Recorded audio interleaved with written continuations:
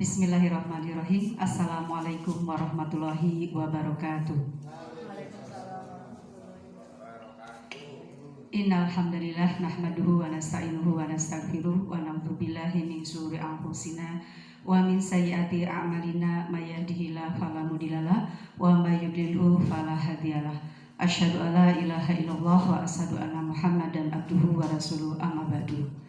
Yang saya hormati Bapak Kepala Sekolah SMA Negeri 1 Kedungreja selaku mentor dalam seminar. Yang saya hormati Bapak dan Ibu guru peserta seminar laporan pengenalan nilai dan etika bagi peserta P3K di lingkungan Provinsi Jawa Tengah gelombang 10 angkatan 53 hingga 57. Pertama-tama marilah kita memanjatkan puja dan puji syukur kehadirat Allah Subhanahu wa taala.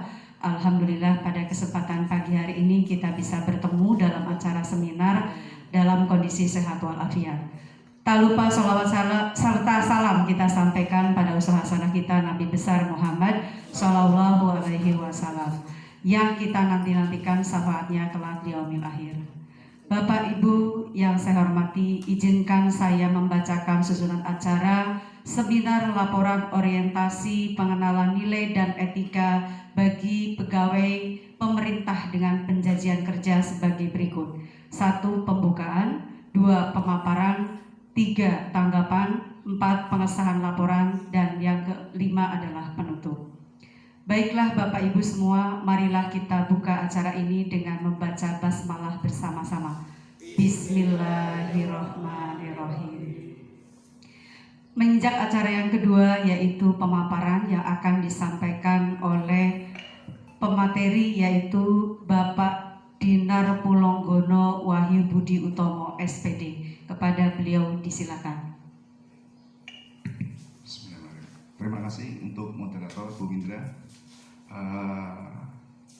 Selamat pagi semuanya. Sebelumnya Assalamualaikum warahmatullahi wabarakatuh. Izin berdiri Pak.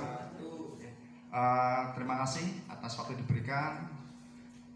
Untuk yang terhormat Bapak Kepala Sekolah dan juga mentor saya Bapak Dr. Samad Basir, izinkan saya untuk menyampaikan laporan di sini sebagai seminar dari orientasi nilai dan etika P3K yang berlangsung dari tanggal 4 sampai tanggal 14 November 2024 di SMA Negeri 1 Kedungreja.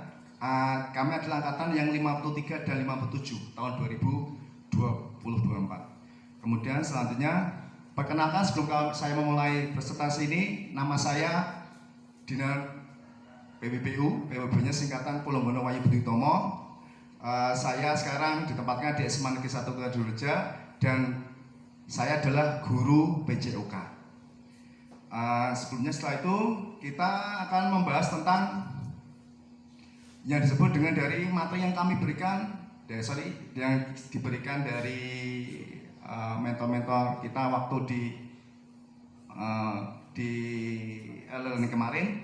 Yang pertama saya langsung aja untuk tujuan orientasi dari nilai orientasi dan etika ini ada 3. Yang pertama adalah untuk memberikan pemahaman kepada P3K tentang nilai dan etika di instansi pemerintahan Provinsi Jawa Tengah. Itu yang pertama.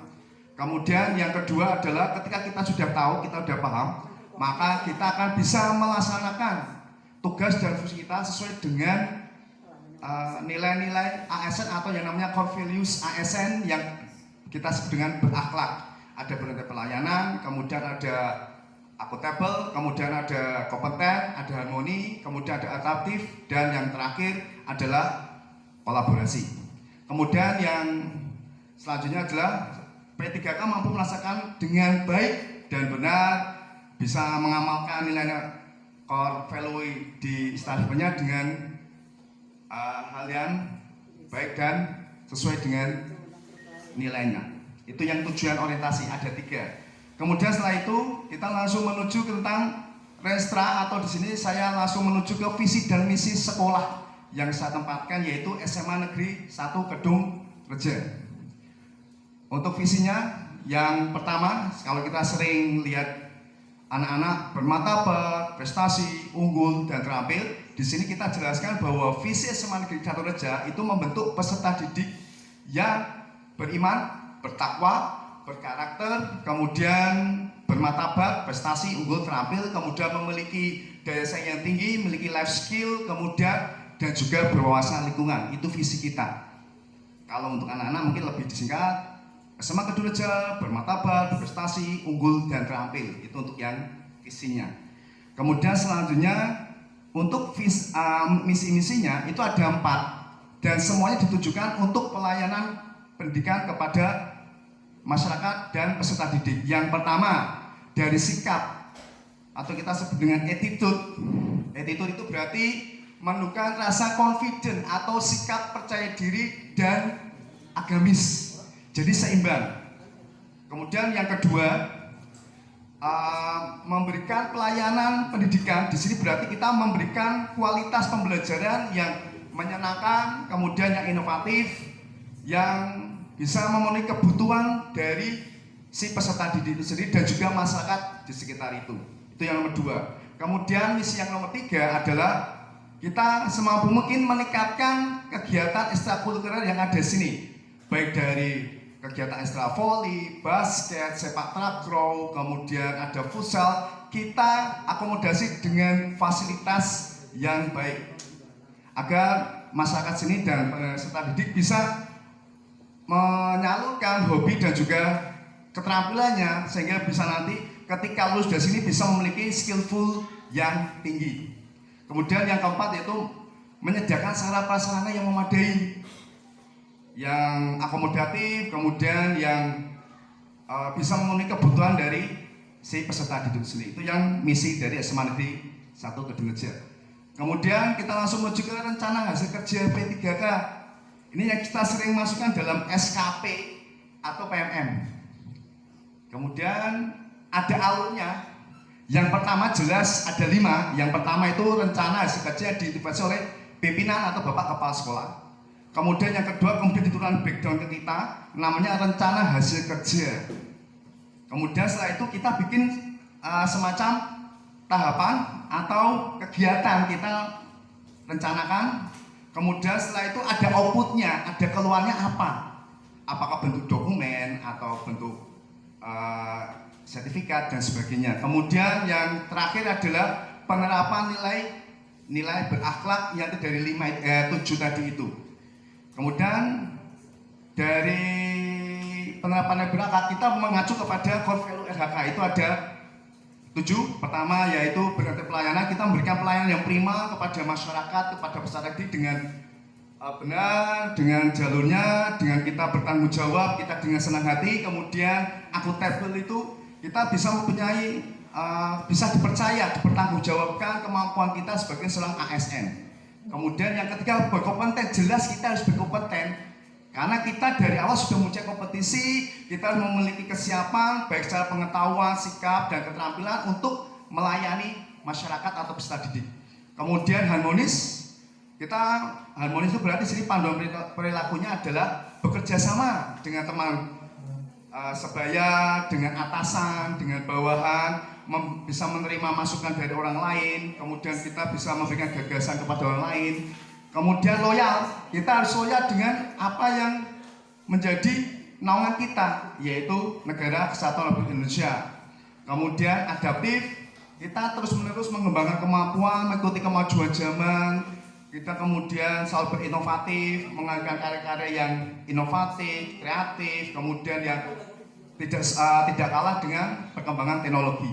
Kemudian kolaborasi, jelas dari kata collaborate, artinya kita bisa bekerja sama dengan teman sekerja, baik dengan atasan, bawahan, dengan yang lainnya. Itu yang core value.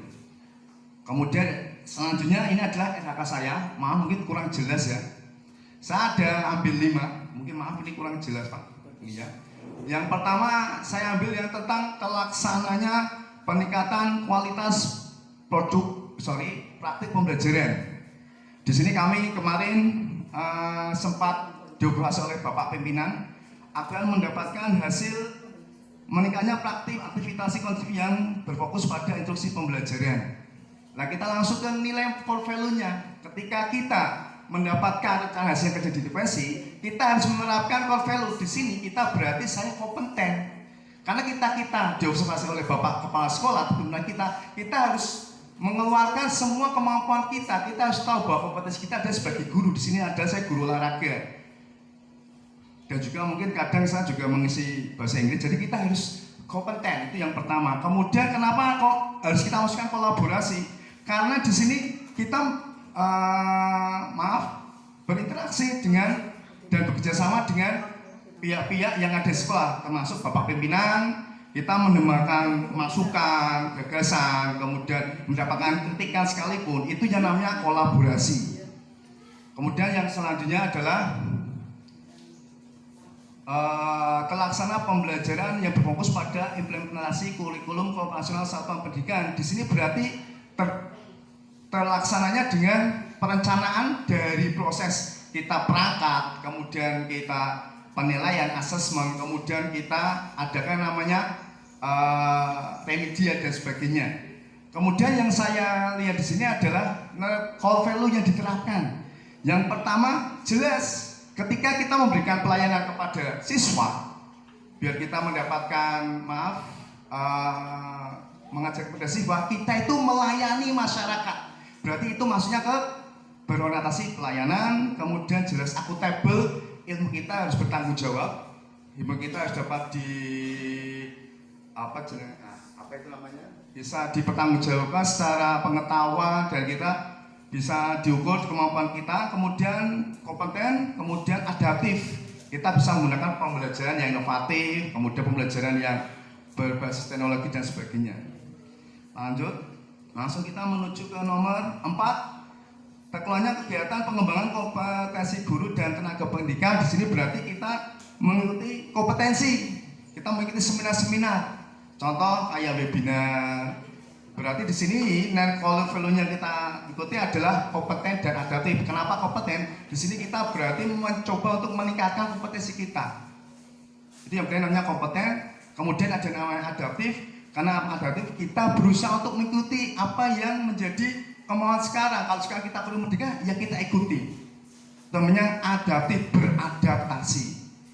Kemudian kesimpulannya, menurut saya itu ada 3. Bagi diri saya sendiri, kemudian bagi masyarakat, kemudian bagi instansi. Untuk bagi diri saya sendiri itu saya bisa memahami, setelah saya pahami, saya bisa melaksanakan tugas dan fungsi saya sebagai ASP 3K sesuai dengan core value dari ASN itu sendiri. Kemudian untuk masyarakat memberikan pelayanan, mendapatkan pelayanan yang prima dan berkualitas dari kita, kemudian dari instansi bisa memberikan pelayanan kepada masyarakat karena kita sudah mendapatkan begitu banyak kompetensi, kita bisa membanyakkan pelatihan sehingga kita bisa meningkatkan kinerja kita sebagai ASN.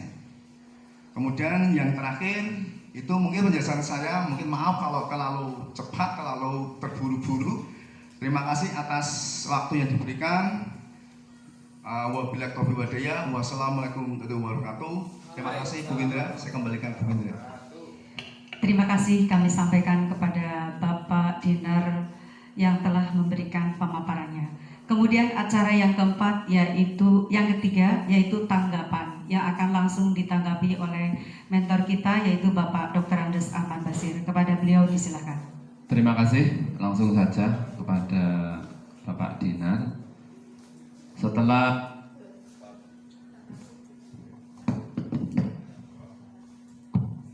Terima kasih kepada Bapak Dinar yang sudah mempresentasikan dengan baik.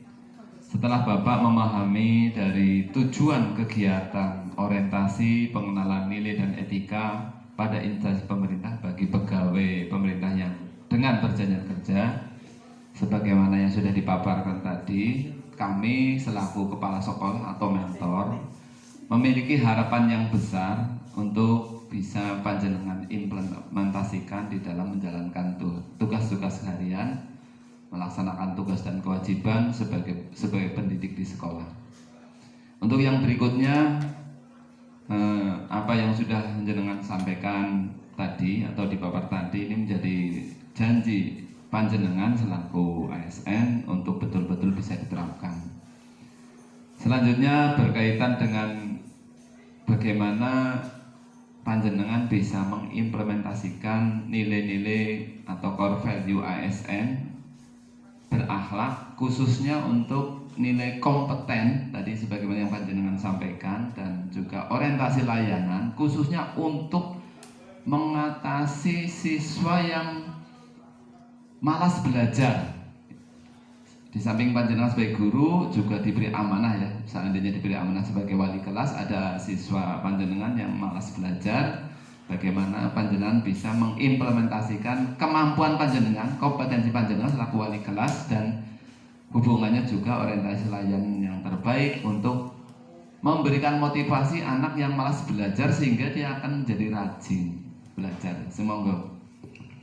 Terima kasih atas tanggapan dan juga masukan dari Bapak. Saya akan menjawab dari pertanyaan Bapak tentang bagaimana cara mengatasi anak peserta didik yang malas belajar ya Pak ya. Mungkin dalam kaitannya ini kita berkaitan dengan core value berorientasi pelayanan ya. Karena berorientasi pelayanan, jadi kita akan memberikan pelayanan semaksimal mungkin kepada peserta didik kita. Jadi kita akan mengajak tiga jalur di sini. Yang pertama saya akan berusaha untuk secara pribadi ya mendekati murid. Kita memberikan waktu khusus untuk murid, rupanya anaknya itu malas, kemudian suka tidur di kelas. Kita panggil, tapi tidak di depan masyarakat peserta didik, tapi kita bisa sempatkan waktu Pak khusus. Kemudian kita tanya apa yang menjadi permasalahannya, apakah mungkin di rumah ada problema atau hal yang lain. Itu yang pertama Pak. Kemudian berorientasi pelayanan yang kedua kepada orang tuanya, pada masyarakat. Kemudian kalau memang orang tua anak tidak bisa kita panggil orang tua Pak. Karena itu kan kerjasama antara sekolah dan masyarakat. Kita panggil orang tua, kita tanya. Mungkin bisa jadi anak malas belajar karena mungkin dari pemalasan di orang tuanya. Ya, karena saya banyak pengalaman juga. Jadi mungkin bisa kita tanya-tanya kenapa kok anak ini, apakah di rumah mungkin dia suka dimarahin atau suka dibentak-bentak atau kurang perhatian dan sebagainya. Kemudian yang ketiga, ketika semua dua hal itu tidak bisa, makanya kita akan kumpulkan dari tiga hal itu, baik dari saya sendiri, kemudian dari PK, orang tua, dan pihak sekolah Pak. Jadi kemungkinan itu yang namanya kita berorientasi pelayanan kepada masyarakat. Kita gunakan apa yang kita punya, kompetensi yang kita punya untuk meningkatkan pelayanan agar masyarakat itu merasa puas, merasa terakomodasi dengan pelayanan kita. Begitu Pak, menurut saya penjelasannya Pak. Baik, saya kira cukup monggo untuk dilanjutkan moderator. Terima kasih kami sampaikan kepada Bapak Dinar atas tanggapannya, dan juga Bapak Basir selaku mentor juga sudah memberikan tanggapannya. Hadirin yang berbahagia, acara yang selanjutnya yaitu pengesahan laporan kepada Bapak Dinar dan Bapak Basir selaku mentor, disilakan.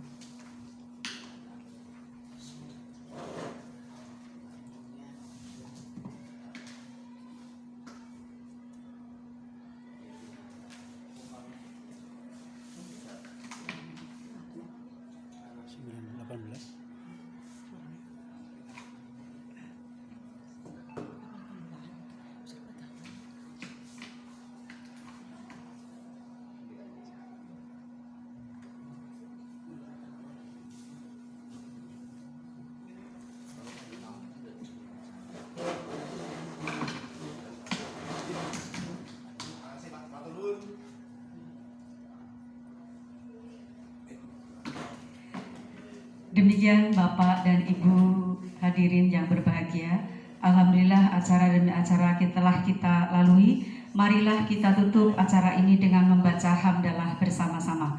Alhamdulillahirabbil alamin. Demikian, terima kasih. Wassalamualaikum warahmatullahi wabarakatuh. Waalaikumsalam.